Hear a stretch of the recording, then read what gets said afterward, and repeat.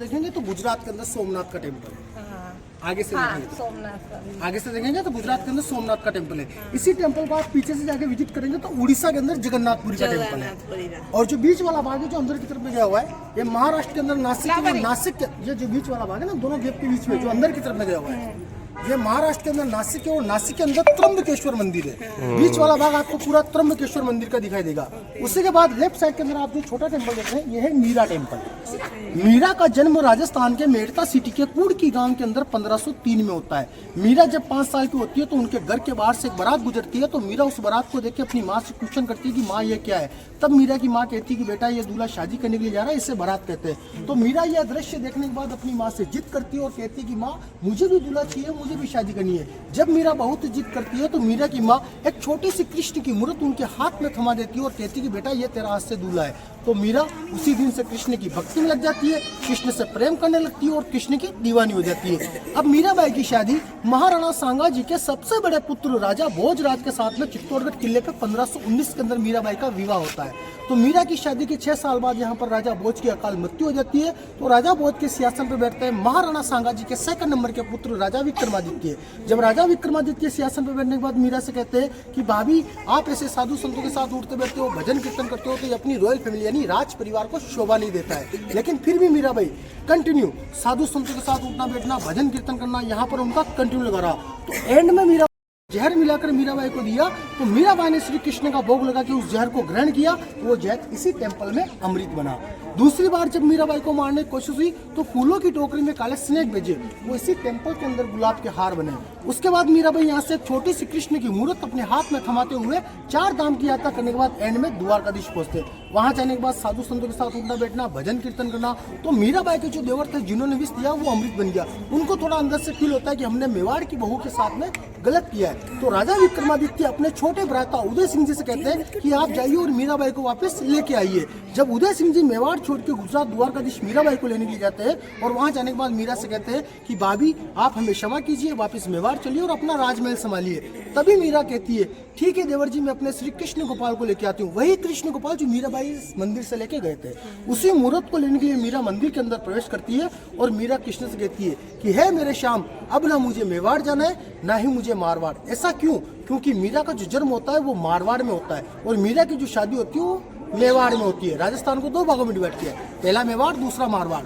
तो मीरा का कहना था कि ना मुझे ससुराल जाना है ना ही मुझे पियर जाना है, यानी मुझे प्रभु आपको छोड़ के कहीं नहीं जाना है। तो उसी समय जो कृष्ण की मूर्त होती है वो 2 भाग में डिवाइड होती है और मीरा उस मूर्त के अंदर प्रवेश हो जाती है और मूर्त वापस एक हो जाती है। जब 15 से 20 मिनट उदय सिंह जी मंदिर के बाहर इंतजार करने पर मीराबाई नहीं आते हैं तो उदय सिंह जी मीराबाई को लेने के लिए मंदिर के अंदर प्रवेश करते हैं। जब वो मंदिर के अंदर प्रवेश करते हैं तो उनको मीराबाई दिखाई नहीं देते, लेकिन उदय सिंह जी वो कृष्ण की मूर्त के बिल्कुल पास में जाते हैं और पास में जाने के बाद उस कृष्ण की मूर्त की एक परिक्रमा लगाते हैं। जब कृष्ण की मूर्त की एक परिक्रमा लगाते हैं तो उसी परिक्रमा के दौरान कृष्ण के राइट वाले पैर पे मीराबाई का साड़ी का पल्लू दिखता है। वो आज भी द्वारकाधीश के अंदर दिखता है। तो उदय सिंह जी ने साड़ी का पल्लू पहचाना कि यह मेरी भाभी की साड़ी, इसका मतलब मेरी भाभी मूर्त में समा गई है। तो उसी दिन से ये पता लगा कि मीराबाई अमर है, यानी मीरा की मृत्यु नहीं हुई है। इनका जन्म प्रमाण पत्र है लेकिन मृत्यु प्रमाण पत्र किसी के पास नहीं है। अपने भारत में 2 ही एक ऐसी नारी है जो आज भी अमर है। पहली का नाम तो आपने सुना होगा, शायद मैं बता रहा हूँ। पहली माता सीता जो धरती में समाई थी और दूसरी माता मीरा जो मूर्त में समाई थी। विष कैसा होता है, विष कैसा होता है ये भोलेनाथ से पूछिए। अगर मीरा से पूछेंगे तो अमृत ही कहेगी। क्यों? कि प्रेम तो प्रेम ही होता है। अब ये दोनों टेम्पल के दर्शन करेंगे, उसके बाद नेक्स्ट आगे चलेंगे। ओके, थैंक यू शाबाश।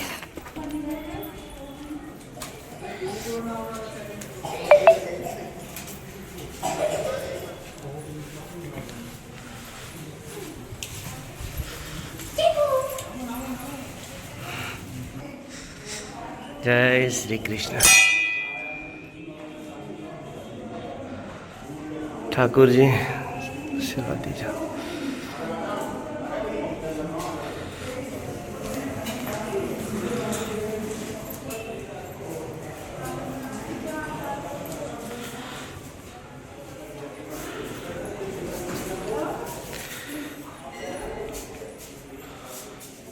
बहुत पुराना मंदिर है।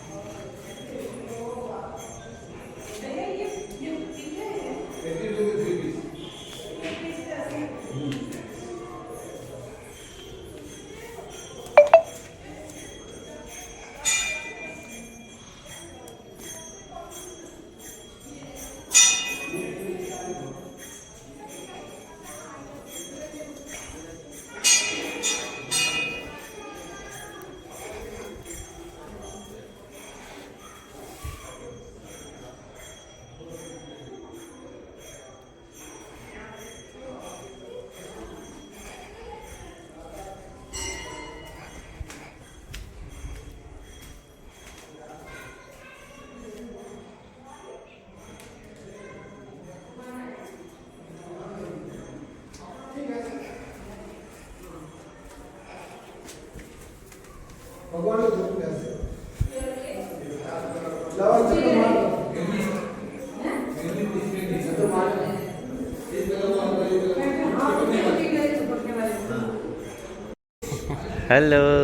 हेलो कर दो।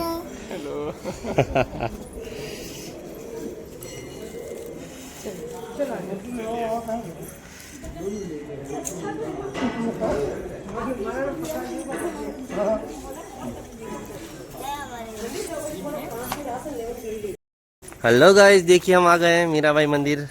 चित्तौड़गढ़ के किले पे स्थित है ये मंदिर, और अभी आपको ले चलते हैं हम अंदर, दर्शन कराते हैं। सबसे पहले तो मैं पूरी एंजॉय करके फिर वीडियो बना रही हूँ, क्योंकि पहले वो हम कितने साल बाद बाहर जाते हैं।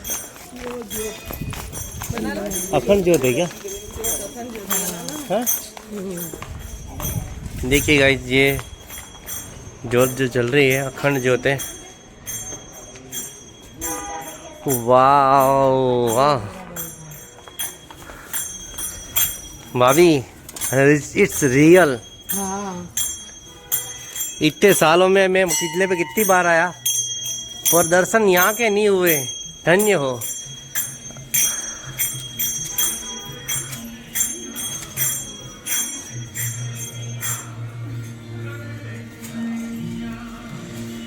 ये हमारे मीराबाई भक्ति में लीन श्री कृष्ण भगवान की।